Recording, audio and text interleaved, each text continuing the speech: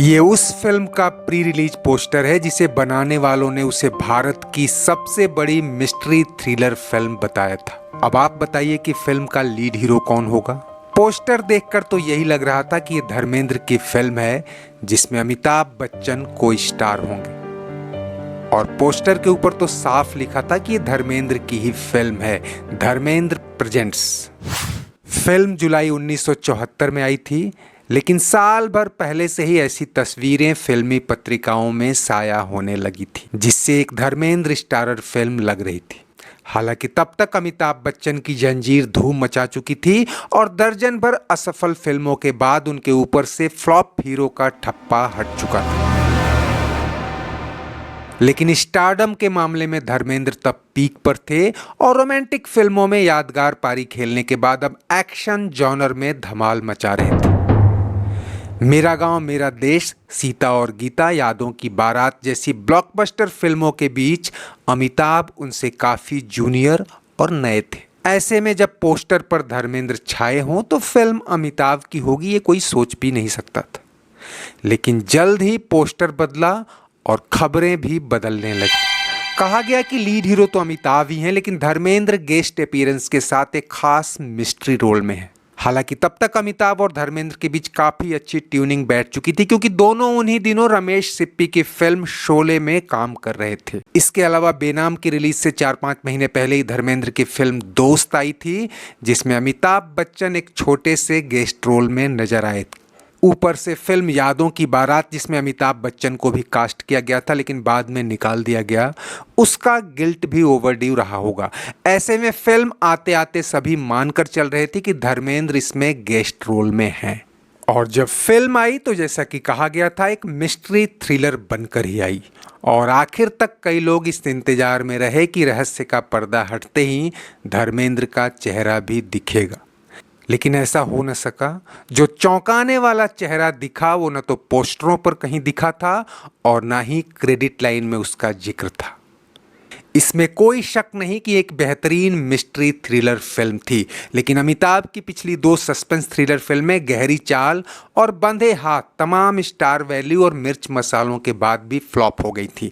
ऐसे में इस फिल्म का अंजाम भी इससे अलग होता नहीं दिखा।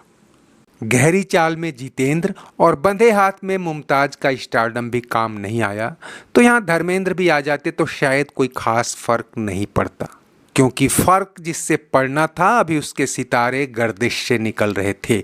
और ये भी सिनेमाई दुनिया की एक विडंबना ही कही जाएगी कि जब अमिताभ के सितारे बुलंद हुए तो यही फ्लॉप फिल्में नए पोस्टरों और प्रमोशन के दम पर दोबारा तिबारा रिलीज हुई और कई साल तक पैसे कमाती रहीं। खैर, बेनाम उस दौर में फ्लॉप भले ही कही गई, लेकिन न ये फिल्म उतनी बुरी थी और ना ही अमिताभ की एक्टिंग में कोई खोट था। शायद क्रिटिक्स का परसेप्शन और पब्लिक का टेस्ट ही ऐसा था, वरना यही फिल्म आगे कल्ट क्लासिक की हद तक देखी गई और सराही गई। हालांकि फिल्म की कुछ अनसुनी बातों में जाने से पहले जरा ये भी जानते चलें कि आखिर धर्मेंद्र के पोस्टरों पर छाने और फिल्म में नहीं आने की मिस्ट्री क्या थी। ये तस्वीर फिल्म के शुरुआती दिनों की है, जब यह धर्मेंद्र प्रेजेंट्स के टैग से प्रचारित हो रही थी। इसमें आपकी दाईं तरफ से हैं अमिताभ, फिर धर्मेंद्र, उनके बगल में फिल्म के लेखक और डायरेक्टर नरेंद्र बेदी, और सबसे किनारे बैठे हैं फिल्म के प्रोड्यूसर रंजीत विर्क। विर्क की शादी धर्मेंद्र की चचेरी बहन से हुई थी और इस रिश्ते के नाते धर्मेंद्र उन्हें और उनकी फिल्म को प्रमोट कर रहे थे। शुरू में तो यह भी प्लान था कि जब धर्मेंद्र गेस्ट रोल में ही आ रहे हैं तो क्यों ना वही किरदार उन्हें दिया जाए जिसे फिल्म के आखिर में ही मुंह दिखाना था, और वही फिल्म का विलेन और पूरी मिस्ट्री का सेंटर था। लेकिन तब ये रोल न तो धर्मेंद्र के स्टारडम पर फिट हो रहा था और ना ही पब्लिक उन्हें ऐसे रोल में स्वीकार करती, इसलिए उन्हें फिल्म में लिया ही नहीं गया। अब ये बातें जो आपको बता रहा हूं ये सब इन फिल्म मेकर्स और इनके फैमिली मेंबर्स के इंटरव्यूज से ही बाहर आई हैं। वरना आज के पब्लिसिटी स्टंट के दौर में ये भी कहा जा सकता है कि फिल्म को पब्लिसिटी दिलाने के लिए ही ये पोस्टर और ऐसी खबरें प्लांट कराई गई होंगी। जो भी हो, लेकिन सच्चाई ये भी है दोस्तों कि उन दिनों एक्टर्स का एक दूसरे की फिल्मों में गेस्ट या कैमियो रोल करना आम बात थी, और उन दिनों अमिताभ और धर्मेंद्र भी 3-4 फिल्मों में ऐसा कर चुके थे। खैर, बात करें इस फिल्म की तो ये हॉलीवुड के मिस्ट्री थ्रिलर गुरु अल्फ्रेड हिचकॉक की 1956 में आई film the man who knew too much की रीमेक नहीं तो कम से कम उसी से इंस्पायर्ड थी। दोनों का प्लॉट बिल्कुल एक जैसा था। बेनाम का लीड कैरेक्टर अमित श्रीवास्तव यानी अमिताभ बच्चन और उसकी पत्नी शीला सड़क पर एक शख्स की हत्या की कोशिश को बड़े करीब से देखते हैं। वो पीड़ित को अस्पताल पहुंचाते हैं और फिर उनकी जिंदगी खतरे में पड़ती जाती है। एक बेनाम आवाज उन्हें फोन पर धमकियां देती है और कई बार उन धमकियों को अमल में लाने की कोशिश भी करती है। अमित हैरान परेशान बड़े तनाव में जीता है, लेकिन असली अपराधी तक पहुंचने की कोशिश भी करता है। हिचकॉक की film the man who knew too much में डॉक्टर बेन मैकेना यानी जेम्स स्टीवर्ट और उनकी पत्नी जो यानी डोरिस डे उन्हें एक हत्या की साजिश का पता चलता है और उसके बाद उनकी बेटी का अपहरण हो जाता है। बेनाम में अमिताभ और मौसमी के बेटे की जान खतरे में पड़ती है और इसे लेकर कई बार पति पत्नी में नोकझोंक भी होती है। दोनों ही फिल्मों में असली विलेन का खुलासा एक म्यूजिक कंसर्ट के दौरान होता है। यहाँ रंजीत विर्क और नरेंद्र बेदी प्लॉट का जितना भारतीयकरण कर सकते थे उन्होंने किया। एक कौशल ये भी दिखाया कि चूंकि असली विलेन यानी प्रेम चोपड़ा का पर्दाफाश फिल्म के आखिर में होता है, जबकि पूरी फिल्म में उसकी आवाज़ फोन पर सुनाई देनी थी। उस दौर में प्रेम चोपड़ा की आवाज़ कौन नहीं पहचानता था।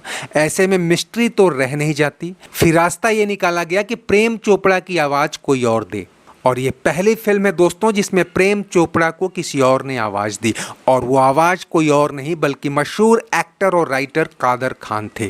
कादर खान ने इस फिल्म के डायलॉग भी लिखे थे और विलेन यानी प्रेम चोपड़ा की आवाज़ भी बने थे। फिल्म का एक चार मुंदिनों अपनी खूबसूरती और अदाकारी से लाइमलाइट में आई मौसमी चटर्जी थीं। 1-1.5 साल पहले अनुराग फिल्म से उन्होंने धमाका किया था और इसी साल रोटी कपड़ा और मकान से हिंदी फिल्मों में छा गई। इस फिल्म में अमिताभ संग उनकी केमिस्ट्री काफ़ी पसंद की गई।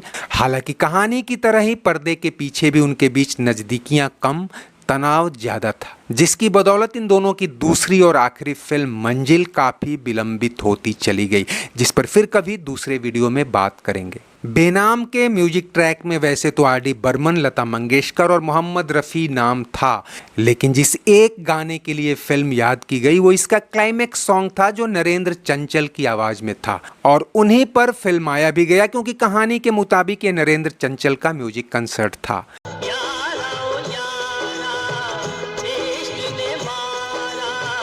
दिलचस्प ये भी है कि कन्नड़ में इस फिल्म की रीमेक आई और हिट भी हुई। नाम था थिरगू बान, जिसमें यही सीन गायक SP बालासुब्रमण्यम पर और उनकी ही आवाज़ में फिल्माया गया। बेनाम ने फर्स्ट रिलीज बेसिस पर भी अपनी लागत से ज़्यादा ही कमाई की थी और लॉन्ग टर्म में तो इसे अमिताभ के स्टारडम का फ़ायदा भी मिला। जो भी हो, इसमें कोई शक नहीं कि एक बेहतरीन मिस्ट्री थ्रिलर है। खैर, आपको कैसी लगी कमेंट बॉक्स में ज़रूर बताएं। चलते चलते वीडियो लाइक और शेयर तो करें ही, अगर चैनल सब्सक्राइब नहीं किया है तो वो भी करते चलिए। शुक्रिया, नमस्ते, आभार।